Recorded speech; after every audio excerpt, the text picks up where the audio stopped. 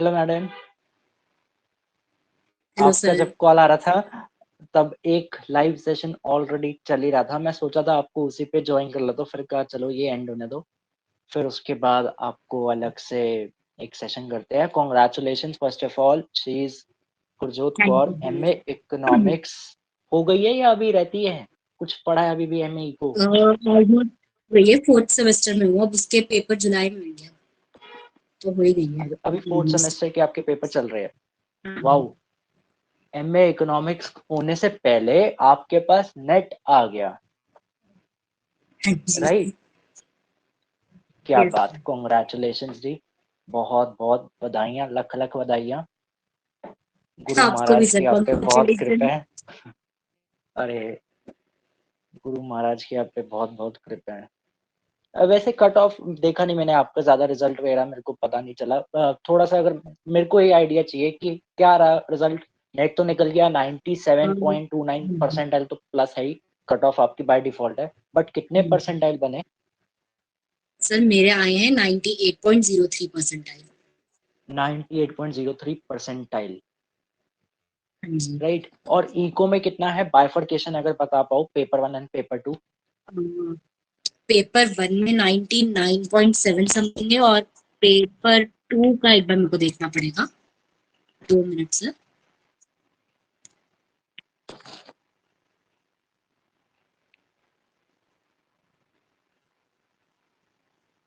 हाँ, पेपर 1 का है 99.59, पेपर 2 का है मेरा 94.6। पेपर 1 में 99 पॉइंट समथिंग परसेंटाइल, अरे बाप रे। पेपर 1 तो आपने लंका लगा दी पेपर 1 में। और पेपर 2 इको वाले में 94 परसेंटाइल। जनरल कैटेगरी हो ना? हाँ, हाँ कट जी। ऑफ तो कह रही है सबसे ज्यादा जनरल कैटेगरी की, क्या 97 प्लस है, तो बहुत बहुत congratulations, काफी अच्छे नंबर है। 99 परसेंटाइल पेपर 1 में आना बहुत बड़ी बात होती है इस टाइम। और एम में आने से पहले अगर आपके पास ये है तो मतलब रास्ते आपके बहुत ओपन हो गए असिस्टेंट प्रोफेसर के लिए अप्लाई करना, particularly in the Delhi university. और मैं बस आपसे ये जानना चाहता हूँ, बहुत लोगों के माइंड में ना ये क्वेरीज होती है, मेरी बात तो खैर लोग सुनते ही नहीं, तो मैंने कहा जिसका पेपर निकला है उन्हीं को बुला लेते हैं, क्या पता उनकी बात पे रिलाई कर ले। जैसे later suppose someone is in semester 5 और semester 6 of bachelors BA honours, so किसी का अगर एम है गवर्नमेंट सेक्टर में आने का, तो आपका क्या व्यू होगा, weather he or she should prepare for MA entrance and target the Delhi School or ISI, or he or she should go for MA Economics from any other like correspondence, और वहां से अपने time को manage करे अच्छे से और paper निकाले। क्या आप दिल्ली स्कूल के हो? No no, I am not from Delhi school of economics, मैं इंद्रप्रस्थ कॉलेज से कर रही हूँ मास्टर्स। ओके, ठीक है। और बैचलर्स कहाँ से किया आपने, बीए ऑनर्स? बैचलर्स मैंने खालसा कॉलेज डीयू। ओके, वैसे ये मेरे को ही नहीं पता था कि बैचलर्स कहाँ से है। आज तक नहीं पता चला कि बीए कहाँ से किया। एमए का तो I was aware, but BA का नहीं पता। Okay, bachelors from DU, SGTB Khalsa, yes. Right? हाँ जी, SGTB Khalsa north college. Campus. Okay, ठीक है। एंड हाँ जी। MA from the IP university. तो आपका क्या मतलब है, आपने तो अब क्या नेट निकाल दिया, असिस्टेंट प्रोफेसर का रास्ता आपका एकदम साफ साफ एलिजिबल है। तो आपका क्या ओपिनियन होगा फॉर दोज पर्सन, क्या वो एमए एंट्रेंस की प्रिपरेशन करे सेमेस्टर 5 में और डीएससी टारगेट करे, या एमए करे अच्छी कॉरेस्पॉन्डेंस से और साथ साथ अपने टाइम को इन्वेस्ट करे फॉर सच एग्जामिनेशंस? अच्छा, इस चीज में मैं ये सजेस्ट करूंगी, अगर someone is trying to go in corporate sector, तब आई वुड सजेस्ट कि they should definitely prepare for DSC, क्योंकि उसमें लिटरली अमेजिंग पैकेजेस मिलते हैं, starting from 12 lakh to like 30-40 lakh. तो अगर कॉर्पोरेट में जाना है, 10 तो डीएससी और किसी अच्छे के लिए करेंगे। बट अगर तुम्हारा एम गवर्नमेंट है, तो फिर मतलब बी अवेयर कि डीएससी का सिलेबस इज वेरी टफ, पूरा मैथमेटिकल है, सब कुछ है। सजेस्ट कि इवन नॉर्मल कॉलेज से भी बेटर कॉरेस्पॉन्डेंस कॉलेज कर लो, क्योंकि उसमें टाइम रहता है, उसमें ओके, अटेंडेंस का कुछ नहीं होता, हमारे पास पेपर्स का मेन एंड में देना होगा। प्लस आई हैव हर्ड कि इग्नू का जो सिलेबस है specially, it is fully incline towards ES only, उसका अमेजिंग बुक्स हैं, अमेजिंग वो करते हैं, syllabus is fully incline towards government papers. तो अगर गवर्नमेंट एग्जाम के लिए जाना है, तो आई वुड सजेस्ट कि कॉरेस्पॉन्डेंस करो, स्पेशली इग्नू पे।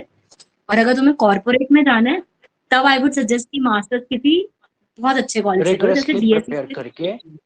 फिर बट डीएससी तब जाना आई चाहिए। वुड सजेस्ट कि ओके, बीएससी या आईएसआई के लिए एम तब करो क्योंकि उसमें अमेजिंग पैकेजेस आते हैं एक्चुअली में। ठीक है जी।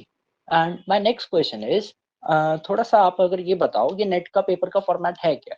जैसे मान लो मुझे ही नहीं पता, नेट का फॉर्मेट है क्या? क्या पेपर फॉर्मेट रहता है एंड कैसे इसको प्रिपेयर आउट करना चाहिए? नेट में 2 पेपर्स होते हैं, पेपर 1 और पेपर 2। पेपर 1 में बेसिकली हमारी इंग्लिश आती है और एक टीचिंग एप्टीट्यूड आता है। एंड पेपर में हमारे इकोनॉमिक्स आता है। इकोनॉमिक्स में मेजर पोर्शन इंडियन इको का आता है। यस, करंट अफेयर्स तो फुल्ली फ्लेज आने चाहिए। इंडियन इको में बेसिकली वो आता है, not the normal eco types. फिर माइक्रो मैक्रो आता है, but UGC NET different paper से, मतलब बाकी पेपर से इससे अलग है कि यूजीसी नेट में ज्यादा फैक्चुअल नॉलेज आती है, मतलब कॉन्सेप्ट्स भी आते हैं but they will ask for factual knowledge. जैसे मतलब कुछ भी थ्योरी ले लो तो ये थ्योरी किसने दी थी, 4 इकोनॉमिस्ट के नाम लेंगे, तो you should be really well aware of this type. And मतलब ईयर्स कब पब्लिश हुआ था, इकोनॉमिस्ट के बुक्स के नाम, मैच द फॉलोइंग आ जाते हैं। तो फैक्चुअल नॉलेज ज्यादा होनी चाहिए। कॉन्सेप्चुअल भी आता है, न्यूमेरिकल्स थोड़े कम आते हैं नेट में, आते भी तो बेसिक आते हैं। पेपर 1 में इंग्लिश में कॉम्प्रीहेंशन एंड ऑल आते हैं, तो कॉम्प्रीहेंशन में if you are good you can do it. अगर नहीं हो तो फिर उसके लिए मतलब कोई बुक ले लो, पेपर 1 के लिए आती है। बस टीचिंग एप्टीट्यूड के लिए तो बुक ही लेनी पड़ेगी, या you can always refer to some videos. That is literal normal teaching aptitude and research based questions. Okay. And second thing, जैसे अभी आपने बात की पेपर 1, पेपर 2 बाइफरकेशन, तो जैसे किसी का एमएमई हो गया, स्टैट्स हो गया, ये बहुत बेकार है मान लो, तो उसे क्या डिफिकल्टीज आती है ओनली फॉर नेट, अगर नेट की बात करें? और नेट नेट के लिए नॉट एट ऑल, क्योंकि जो हमारा इस बार का पेपर आया था उसमें इवन इकोनोमेट्रिक्स का थ्योरेटिकल क्वेश्चन आया था। तो हमारे बेसिक ओके, कॉन्सेप्ट्स क्लियर होने चाहिए। न्यूमेरिकल पे ज्यादा फोकस नहीं, न्यूमेरिकल आई भी थे तो मैक्रो और माइक्रो के आए थे। मैक्रो के इजी आईएसएलएम वाले, माइक्रो के भी बेसिक जो कंज्यूमर थ्योरी हम करते हैं कि कंज्यूमर प्रेफरेंसेस वाले। बेसिक तुम्हें फैक्चुअल नॉलेज बहुत, लेकिन नेट की फैक्चुअल नॉलेज और करंट अफेयर्स बहुत क्लियर होने एंड एक चीज और बताओ मेरे को, जैसे मान लो बहुत लोग होते हैं हर टाइप के, किसी को अगर ये ऑप्शन दिया जाए, इकोनॉमिक्स एक गेम ऑफ ऑप्शंस है जैसे हम कहते भी है, कि भाई ये चाहिए। किताब है, इसमें 1500 एमसीक्यूज है, तो ये तुम पढ़ लो, तुम्हारा नेट निकल जाएगा। क्या ये वर्क करेगा, या नेट के लिए बंदे को डिस्क्रिप्टिव पढ़ाई करनी चाहिए, जैसे हम रिगरसली अगर बात करें आईएएस की पढ़ाई करते हैं, पूरा सब्जेक्टिव इन डेप्थ खोद खोद के चीजें निकालते हैं, तो वो बेटर ऑप्शन है, या मतलब ये शॉर्टकट यहाँ पे चल जाता है क्योंकि एमसीक्यू पेपर है, नेगेटिव मार्किंग नहीं है, विल दिस वर्क? जैसे it depends on the person now कि वो लक और पर्सन पे भी, जैसे कुछ लोग एमसी सॉल्व करते हैं तो उससे कॉन्सेप्ट ब्रश आउट हो जाता है, but I would do suggest कि एटलीस्ट थोड़ा तो कॉन्सेप्ट ब्रश करना पड़ेगा। ऐसे नहीं कि प्रीवियस ईयर पेपर होते ही सारा कुछ हो जाएगा। कुछ मतलब फैक्चुअल नॉलेज के लिए मे बी तुम प्रीवियस ईयर रेफर कर लो, कि जैसे जो इकोनॉमिस्ट के नाम आ जाते हैं और उसका मे बी क्वेश्चन रिपीट हो जाए, उसका हम मैक्सिमम रट्टा मार सकते हैं। जो रट्टा नहीं मार सकता उसको मैं सजेस्ट करूंगी कि प्रीवियस ईयर के फैक्चुअल क्वेश्चन पूरे कर लें, कि कुछ तो रिपीट हो जाएगा। अदरवाइज थोड़ा सा कॉन्सेप्ट तो क्लियर होने चाहिए, कंसेप्चुअल क्वेश्चन कॉन्सेप्ट आते हैं क्लैरिटी होनी ऐसे। चाहिए। बाकी फैक्चुअल नॉलेज के लिए मैं कह सकती हूँ, जो रट्टे नहीं मार सकता कुछ चीजों के लिए, जैसे मैं नहीं मार सकती थी, मैंने एक दिन पहले रात को शीट निकाली थी और मारे थे थोड़े कि ये थ्योरी इसने दी है, ये थ्योरी इसने दी है, ये बुक इसने लिखी थी, तो चलो, वो अब तो उसके लिए आपको मैं दोबारा रेफर नहीं देना करती हूँ पड़ेगा। previous year के लिए। हाँ जी। वैसे एक और चीज अगर बताओ आप, अगर मैं एक और चीज पूछूं आपसे, एक दो क्वेश्चंस और है मेरे, just only for my curiosity, मैं ये जानना चाहता हूँ। अब आपका अगर एमए हो गई, बहुत लोग क्या करते हैं कि नेट के लिए अलग पढ़ाई करते हैं, आरबीआई का एक पेपर होता है डीईपीआर, उसके लिए अलग पढ़ाई करते हैं, आईएएस के लिए अलग पढ़ाई करते हैं, तो 3 जगह बंदा अलग अलग पढ़ाई कर रहा है, पर तो वो इकोनॉमिक्स रहा है। जैसे पेपर 1 आ गया नेट में, उसके अलावा अगर हम देखें बाकी सारा तो रैशनलाइज सिलेबस है। तो ऐसे लोगों को आप तो काफी ज्यादा सस्टेन कर चुके, जो इस टाइम पे सेमेस्टर 3 या सेमेस्टर 4 में है, और जो बैचलर्स कर रहा है कोई भी यूनिवर्सिटी हो, मान ड्यू से अगर बी ऑनर्स इन इकोनॉमिक्स है, तो ऐसे लोग ज्यादातर देखते हैं कि हम तीनों जगह एनरोल कर रहे हैं और तीनों जगह पढ़ाई करें। क्या ये सही चीज पे है, सही राह पे है वो, या क्या करे, अब आई क्या डोंट करना चाहिए? I don't think so. वैसे मुझे ये लग रहा है कि पहले कुछ गोल होना चाहिए। अगर जैसे तुम्हें पता ही है कि लेक्चरर के ही लिए ही जाना है, तो फिर नेट की कोचिंग राइट। लो। लेकिन अगर तुम्हारा एम ये है कि जैसे गवर्नमेंट एग्जाम ईएस का लेना है, तो फिर ईएस की कोचिंग लो, फिर नेट की लेने की जरूरत नहीं है, उसमें कवर हो जाएगा तुम्हारा, कॉन्सेप्ट ब्रशअप हो जाएंगे। या तुम आरबीआई का ले लो, इवन आरबीआई में भी इकोनॉमिक्स का काफी पोर्शन कवर हो जाएगा, तुम्हें फिर अलग से नेट की लेने की जरूरत नहीं है। बट अगर तुम्हें ये सब नहीं देना, सिर्फ लेक्चररशिप के लिए जाना है, जेआरएफ के लिए ही जाना है, तो फिर मैं ये सजेस्ट करूंगी फिर तुम सीधा आईईएस की मतलब ना, फिर तुम नेट की ले लेना। मतलब पहले फिर गोल नेट की सेट ले ले करो, अगर लेकिन अगर आपका तुम्हारा एम यही बात है। बोले तो then don't go for 3 different coachings.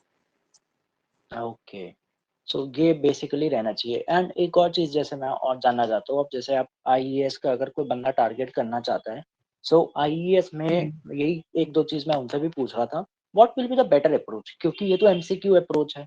IES is a very change, वहाँ तो आपको आंसर्स लिखने हैं। सो पैराग्राफ में लंबे-लंबे ग्रंथ लिखना विल बी अ बेटर, और we should just write only the pointers and just explain in a shorter way? Oh, the pointers one is actually actual point.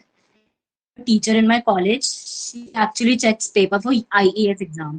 तो इवन ओह! उन्होंने कहा था कि फर्स्ट ऑफ ऑल पैराग्राफ्स लिखना छोड़ दो, एकदम पूरे पॉइंटर्स होने चाहिए। पॉइंटर्स भी ऐसे नहीं कि 2-2 3-3 लाइन के, इवन शॉर्ट छोटा सा भी राइट। हो सकता है कि this was given this, as simple as 2-3 words का भी पॉइंट हो सकता है। It's okay, it's just that तुम्हारा समझ आना चाहिए।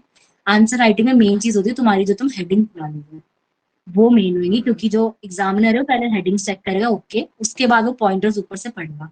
पैराग्राफ्स लिखोगे तो वो ऐसी साइड में रख देता है पेपर, तो पैराग्राफ्स तो बिल्कुल नहीं लिखने। बाकी हेडिंग्स बहुत अच्छे से लिखनी है, जो तुम सब हेडिंग्स अंदर डाल दो, जिससे पता चल जाएगी तुमने हाँ ये कवर किया है अपने आंसर में।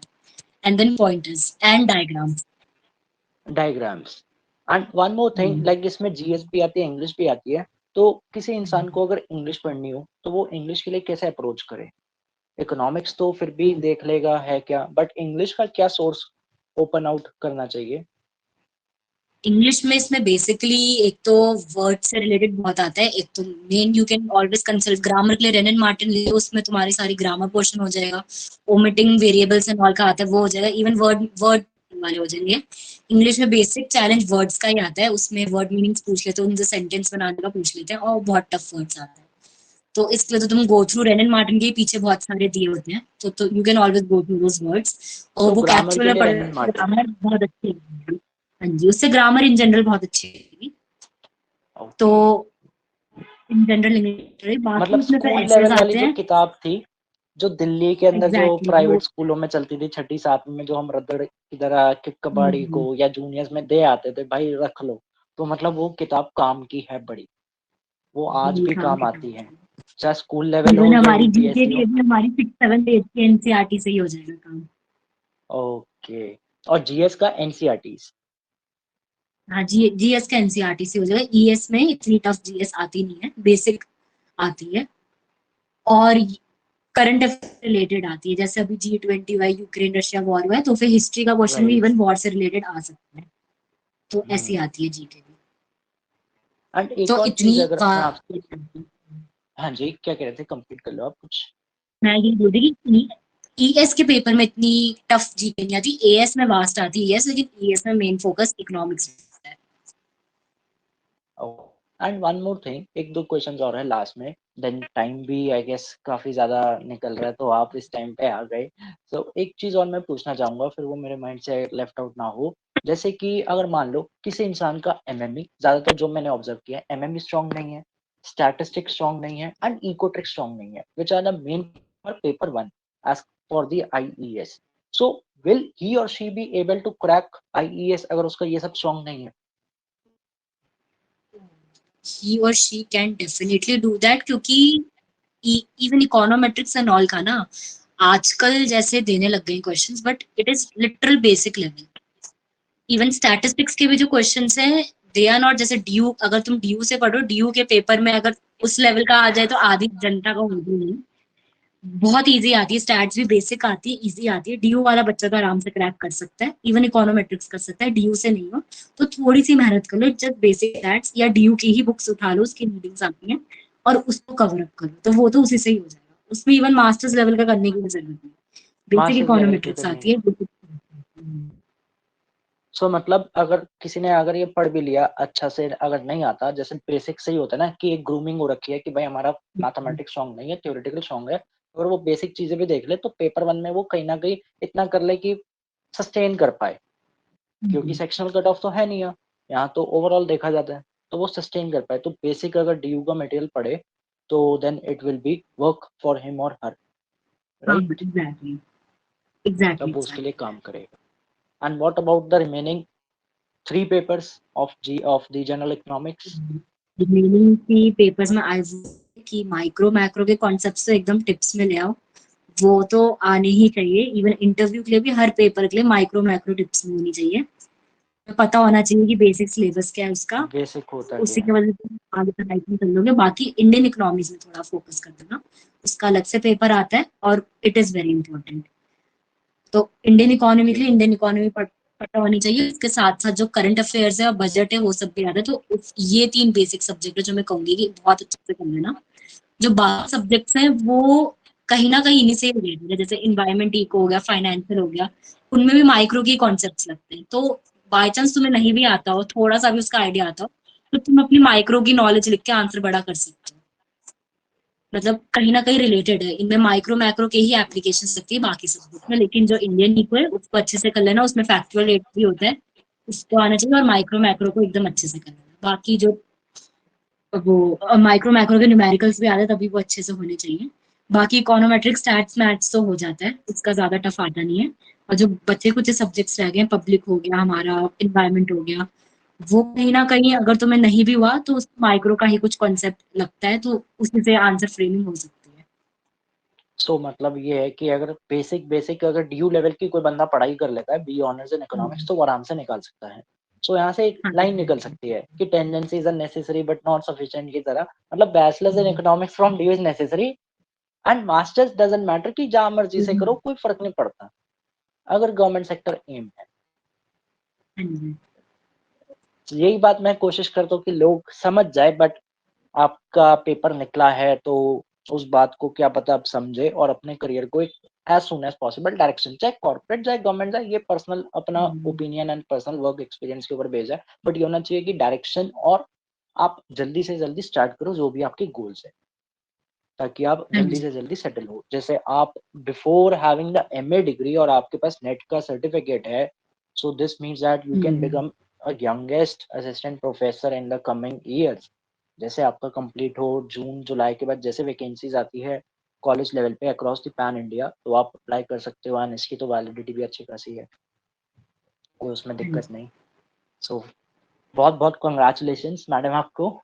आपका निकला पूजा की थैंक यू। 99 परसेंटाइल है इको के पेपर में, एक और है उसका भी निकला। पूरा का पूरा ये विमेन एम्पावरमेंट का सिनेरियो चल रहा है इस टाइम। तीनों की तीनों त्रिदेवियों ने मतलब खुश कर दिया आज पेपर निकाल के। आप ये पढ़ाने का वो है, आप इतने अच्छे से तो फिर भूलते ही नहीं थे। अरे एक होता है ना खुद से पढ़ लिया तो ठीक है, फिर भूल गए, आपका याद रहता था अच्छे एग्जाम्पल से। आप तो उस फनी वे में याद रहता था कि अच्छा हाँ सर ने बताया था, ये तो ये होएगा। नहीं मैम, बस आप ऐसे ही आपका मेन निकल जाए। अब ऐसी यही मैं बताता हूँ कि छोटे छोटे गोल्स अचीव करना क्यों इंपॉर्टेंट है। बहुत बड़ी बात होती है, लोग कहते हैं अच्छा नेट निकाला क्या हो गया, अरे भाई देख तो लो कितने लोगों ने दिया है, उस पर लिखा हुआ है लगभग 8.5 लाख टोटल सब्जेक्ट्स में दिया, और इकोनॉमिक्स में लगभग बहुत सारे लोग बैठे, मैंने देखा था किसी का रिजल्ट अभी आया तो उस पर लिखा था। तो बहुत बड़ी बात है कि आपने इतने कॉम्पिटिशन में निकाल दिया, और बहुत मैटर करता है ऐसे पर्सनल, जब हमारी अचीवमेंट होती है ना तो हमें बहुत मोटिवेशन देती है, और ये आपको हेल्प करेगा। इससे आपका मोटिवेशन बढ़ गया कि नाउ आरबीआई डीपीआर का फॉर्म है या आईएएस देना है या कोई भी देना है, तो वहां पे आपको बहुत हेल्प करेगा। और जॉब पर्सपेक्टिव में अगर आप आना चाहते हो एज असिस्टेंट प्रोफेसर, वहां भी बहुत हेल्प करेगा। सो बहुत मैटर करता है कि जब ऐसे छोटे छोटे गोल्स, कहते हैं ना हिंदी में बूंद बूंद से सागर भरता है, सो ये वही बात है। ऐसे छोटे छोटे एंड डाफ में हेल्प आउट होगी, रेज्यूम में हेल्प आउट होगी। सो पीएसयूज में अब आ रहा है, जैसे आज भी सुबह था 10 लाख सरकारी नौकरियां निकली और सबको वो दिया गया, उसे क्या कहते हैं वो, लेटर ऑफ आने का, मतलब लेटर ऑफ वर्क जो भी है वो, तो मतलब वो जब डिस्ट्रीब्यूट किया, तो ऐसे आपका भी जब होता है कि आप पीएसयूज में अगर काम करना चाहते हो किसी अच्छी जगह, तो वहां भी आपको हेल्प आउट होगी इन सब चीजों की। सो बहुत बहुत कॉन्ग्रेचुलेशन। ज्यादा मैं समय नहीं लूंगा आपका, थैंक यू सो मच आने के लिए, एंड बेस्ट ऑफ लक। ठीक है जी, पढ़ते रहो, एंड फिर क्लास में भी मिलते हैं। Okay, thank you sir.